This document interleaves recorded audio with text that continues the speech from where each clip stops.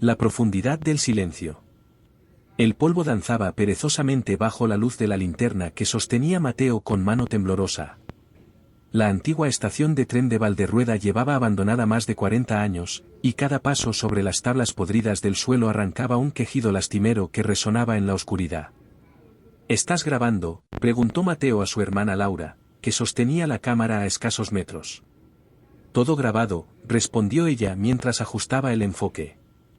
Los suscriptores van a enloquecer con este lugar. Tenías razón, es perfecto. Laura era youtuber de exploración urbana, y últimamente había perdido seguidores frente a canales con contenido más extremo. Esta estación abandonada, con sus leyendas sobre desapariciones inexplicables, era su oportunidad de recuperar relevancia. El haz de la linterna iluminó los restos de lo que alguna vez fue la taquilla principal. Las paredes, cubiertas de grafitis, contaban historias fragmentadas. Una frase escrita con lo que parecía ser carbón llamó la atención de Mateo: no sigas el eco. Mira esto, indicó a su hermana, quien enfocó la cámara hacia la inscripción. Perfecto para el vídeo, comentó ella con entusiasmo. Avancemos hacia los andenes. Según la información que encontré, allí es donde ocurrió el accidente de 1978. Los hermanos avanzaron por un largo pasillo. El sonido de sus pisadas creaba un ritmo inquietante que rebotaba contra las paredes descascaradas. A medida que se adentraban, la temperatura descendía notablemente. ¿Sientes ese frío?, preguntó Laura, su aliento formando pequeñas nubes de vapor. Mateo asintió, frotándose los brazos. Es extraño. Afuera hacen casi 30 grados. El pasillo desembocó en un amplio espacio, los andenes principales. Dos vías oxidadas se extendían hacia la oscuridad en ambas direcciones, perdiéndose en túneles que parecían bocas hambrientas. Según los registros locales, explicó Laura a la cámara con voz de presentadora, aquí fue donde el tren nocturno procedente de Madrid descarriló. 23 pasajeros murieron, pero lo extraño es que solo se encontraron 19 cuerpos. Mateo se adelantó, iluminando con su linterna una mancha oscura en el suelo. Es óxido o sangre seca, completó Laura, acercando la cámara. O eso diremos en el vídeo. De pronto, un sonido metálico resonó desde el interior del túnel a su derecha. Como si algo pesado hubiera caído sobre las vías. ¿Qué ha sido eso?, susurró Mateo. Laura enfocó la cámara hacia la oscuridad del túnel. Probablemente algún animal. O parte del techo derrumbándose. Deberíamos investigar, sugirió Mateo, aunque su voz traicionaba su nerviosismo. Laura sonrió. Por eso te traje, hermanito. Para que el miedo sea auténtico. Avanzaron hacia el túnel con cautela. La oscuridad allí era absoluta, y el haz de la linterna apenas lograba penetrarla unos metros. Las paredes, cubiertas de hollín y humedad, parecían absorber la luz. ¿Escuchas eso?, preguntó Laura de repente. Mateo agudizó el oído. Al principio no detectó nada, pero luego lo percibió, un sonido rítmico, como de gotas cayendo sobre metal. O como pasos lejanos acercándose. Son goteras, afirmó, intentando convencerse a sí mismo. Avanzaron varios metros dentro del túnel. El sonido se intensificaba, pero no lograban identificar su origen. De pronto, la luz de la linterna capturó algo brillante en el suelo. Mateo se agachó para examinarlo. Parece un reloj de bolsillo antiguo. Era una pieza ornamentada, con grabados florales en la superficie. La cadena estaba rota, como si hubiera sido arrancada violentamente. Mateo lo abrió, las manecillas estaban detenidas a las 3:33. Esto es oro puro para el vídeo, comentó Laura entusiasmada, filmando el hallazgo en primer plano. Cuando Mateo cerró el reloj, el sonido rítmico cesó abruptamente. El silencio que siguió fue aún más inquietante. Deberíamos volver, sugirió Mateo. Este lugar no me gusta. Laura puso los ojos en blanco. No seas cobarde. Apenas llevamos 20 minutos aquí. Continuaron avanzando por el túnel. Mateo guardó el reloj en su bolsillo, sintiendo una extraña incomodidad, como si hubiera tomado algo que no le pertenecía. El túnel se estrechaba gradualmente. Pronto descubrieron una puerta lateral de metal, entreabierta. Un letrero oxidado indicaba, solo personal autorizado. Vamos a ver, dijo Laura, empujando la puerta que cedió con un chirrido escalofriante. La habitación era pequeña y estaba dominada por un antiguo panel de control lleno de interruptores y medidores. En la pared colgaba un mapa detallado del sistema ferroviario y, junto a él, una fotografía enmarcada, el personal de la estación posando sonrientes ante las cámaras. La imagen estaba fechada el 17 de agosto de 1978, un día antes del accidente. Mientras Laura filmaba el panel de control, Mateo examinó la fotografía con más detenimiento. Algo no encajaba. Entre las personas sonrientes había una figura borrosa, como si se hubiera movido durante la toma. Pero no era un efecto de movimiento normal, la figura parecía tener rasgos difusos, inhumanos. Laura, mira esto, llamó a su hermana.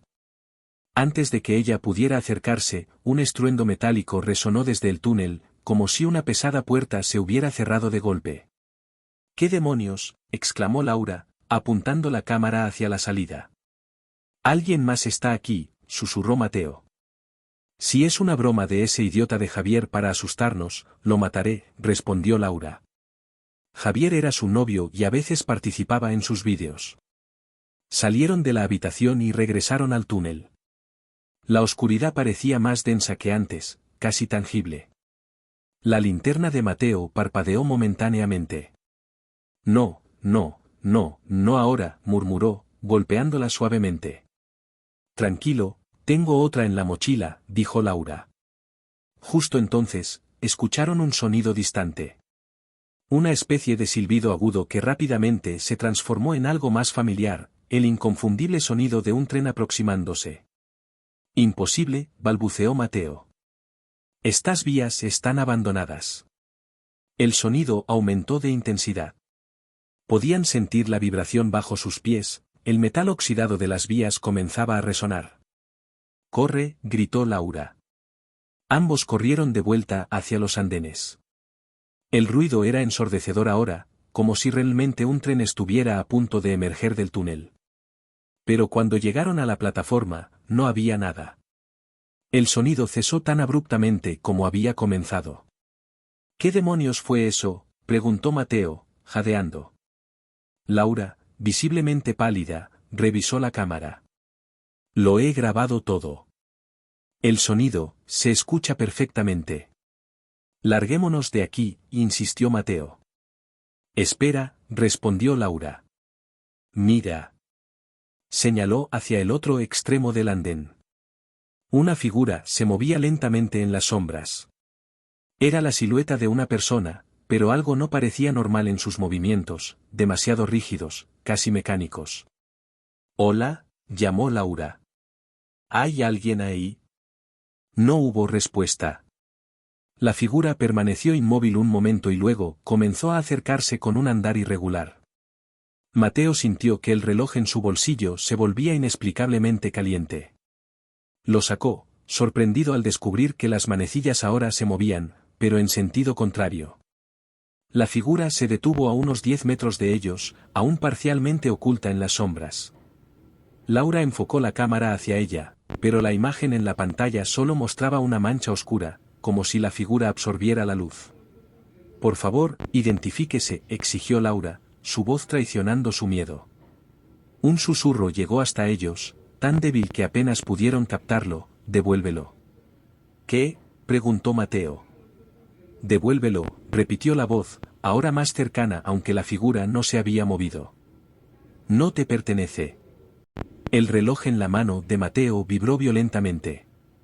Miró la esfera, las manecillas giraban frenéticamente. «Se refiere al reloj», comprendió de golpe. «Quiere el reloj». La figura dio un paso adelante, revelando parcialmente su rostro bajo la débil luz. No era un rostro normal, donde deberían estar los ojos, solo había oscuridad. La piel parecía quebrarse como yeso viejo con cada movimiento. «Toma», dijo Mateo, arrojando el reloj hacia la figura. Tómalo y déjanos en paz. El objeto cayó al suelo frente a la figura, que se inclinó lentamente para recogerlo. Cuando sus dedos tocaron el reloj, un chirrido metálico llenó la estación, como el de un tren frenando de emergencia. «Corre», gritó Mateo, agarrando a su hermana del brazo. Corrieron hacia la salida, mientras detrás de ellos el sonido del tren volvía, esta vez acompañado de gritos distantes y el crujido de metal doblándose. Era como si el accidente de 1978 estuviera reproduciéndose nuevamente. Mateo miró por encima del hombro. La figura ya no estaba sola, ahora había siluetas por todo el andén, docenas de ellas, todas con la misma falta de rasgos definidos, todas avanzando hacia ellos con movimientos espasmódicos. «No mires atrás», advirtió a Laura. Atravesaron el pasillo a toda velocidad, tropezando en la oscuridad.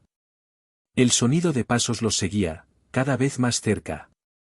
Cuando finalmente alcanzaron la puerta principal, Mateo empujó a su hermana hacia el exterior y la siguió, cerrando de golpe tras ellos.